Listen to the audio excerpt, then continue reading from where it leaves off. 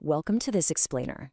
Today, we are stepping onto the grounds of some of the absolute most beautifully intimidating landscapes in all of sports to get inside the mind of A.W. Tillinghast. This was a man who didn't just build golf courses, he engineered pure psychological warfare for elite athletes.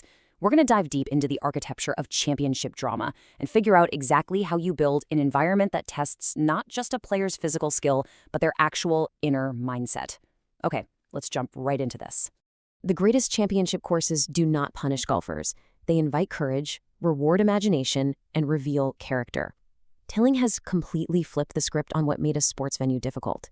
He firmly believed that a true championship course shouldn't just be, a miserable penal slog. Instead, it should be an invitation. It should literally ask the golfer, how brave are you? How creative can you be?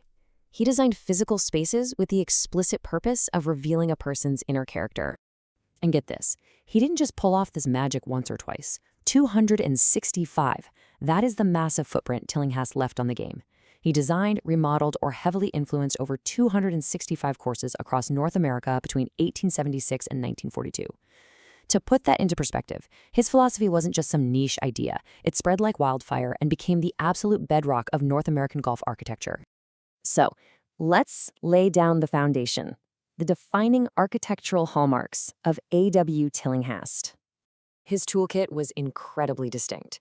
We're talking heroic architecture, bold bunkering, memorable green complexes, intense risk and reward decisions, dramatic finishing holes, and championship caliber routing.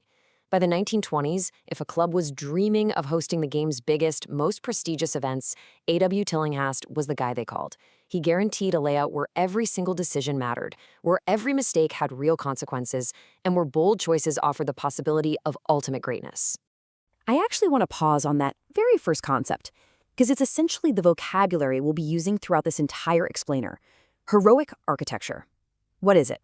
Basically, it's a design philosophy that actively invites courage.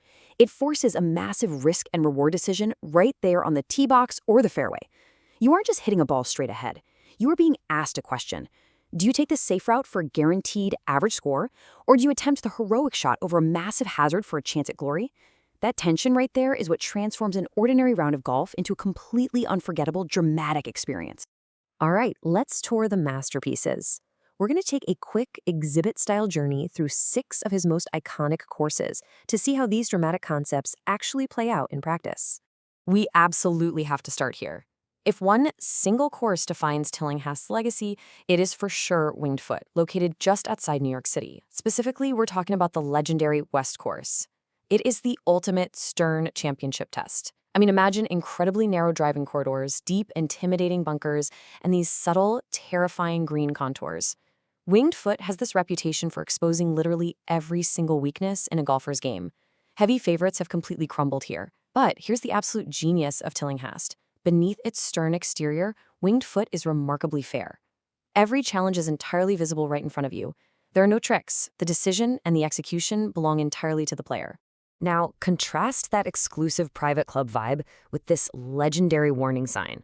The Black Course is an extremely difficult course which we recommend only for highly skilled golfers. Wow. Imagine walking up to the very first tee and being hit with that level of intimidation before you've even unzipped your golf bag.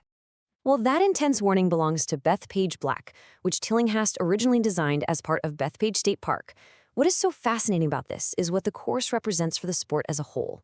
Tillinghast proved here that elite, championship-level golf, with all its massive bunkers and demanding carries, did not have to be locked behind the gates of private country clubs. He democratized his strategic architecture so everyday public golfers could experience the exact same thrill and terror as the game's elite. And it worked beautifully. In 2002, Bethpage Black became the first truly public course to ever host America's national championship, the U.S. Open. Moving over to New Jersey, we hit Baltusrol Golf Club, where Tilling has completely redesigned the lower and upper courses. Here we see a slightly different flavor of his philosophy. Baltusrol, particularly the lower course, is famous for its elegant balance. The fairways are actually wide enough to encourage you to play aggressively. It literally tempts you to swing out of your shoes.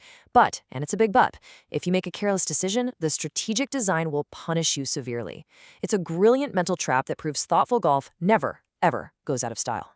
Then, literally right next door to Winged Foot is Quaker Ridge. People often call this one Tillinghast's quiet masterpiece. Unlike the terrifying warning signs of Bethpage, Quaker Ridge doesn't scream for your attention.